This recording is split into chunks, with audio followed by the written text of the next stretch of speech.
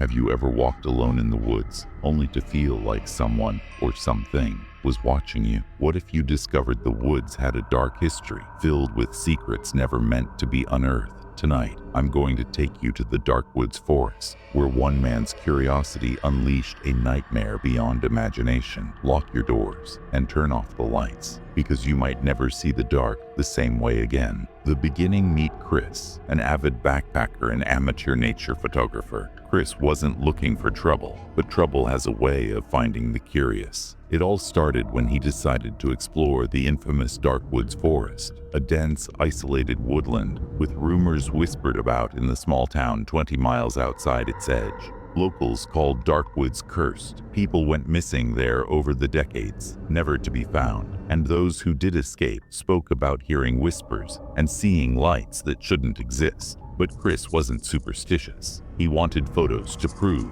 this so-called haunted forest was just another patch of trees. The warnings came flooding in from town locals. Don't go past Sundown Creek, don't leave the main trail, and most importantly, never stay after dark. Chris shrugged them off as old wives' tales. Maybe he should have listened. Chris started his day deep in the heart of the forest, capturing breathtaking shots of aged, twisted oak trees and patches of dying sunlight cutting through the overgrowth. But as he ventured further, something was off. The forest seemed unnaturally silent. There were no chirping birds, no rustling leaves, just an oppressive, almost deafening quiet. Chris laughed at himself, brushing away the unease. "Don't let ghost stories get in your head," he muttered. By dusk, Chris found a small clearing near an eerie, dried-up stream. Despite his growing discomfort, he set up camp. As the sky turned a deep obsidian, the real nightmare began. It started with a faint sound, like whispering, faint, rhythmic, but unintelligible. Chris brushed it off as wind whistling through the trees, but the sound grew louder, closer, almost like multiple voices overlapping. He froze when he realized it wasn't coming from the forest. It sounded like it was coming from right under his campsite. Deciding to investigate, Chris grabbed his flashlight and began pacing the perimeter. Then the light flickered. At first, he thought it was just a dying battery, but then he realized the flickering happened as though something was intentionally stopping the light from illuminating certain spots of the woods. That's when he saw it. A tall, shadowy figure several yards away. It wasn't moving, but its size was unnerving.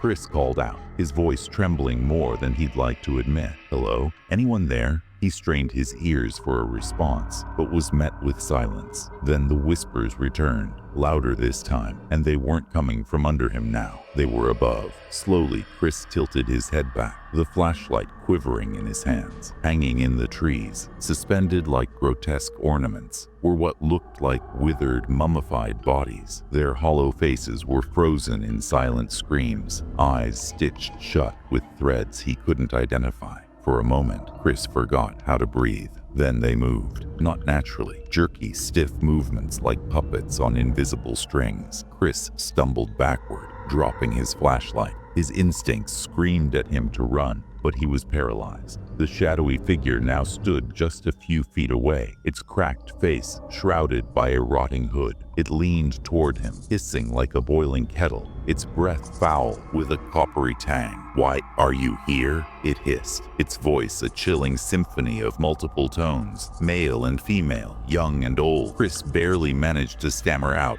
I'm just passing through." Passing? The creature's voice dripped with malice. "No one passes through. You've woken us." Chris bolted into the woods panting, heart racing. But no matter how far or fast he ran, the scenery never changed. It was like the forest stretched endlessly, twisting back on itself. Hours, or was it days, later, Chris tripped and collapsed by Sundown Creek. As dawn broke across the horizon, bathing the forest in morning light, he thought he might be safe. That's when he looked down and froze in horror. Carved into the creek bed were countless names, freshly carved, newly bleeding. The last name was his own. Chris's mouth dried as he stared at those jagged letters. Chris Matthews. Suddenly, the whispers returned, accompanied by an overwhelming sense of despair. The last thing Chris saw as he backed into the forest was his own shadow stretching out unnaturally long, blending into the warped shapes of the trees, becoming one with them.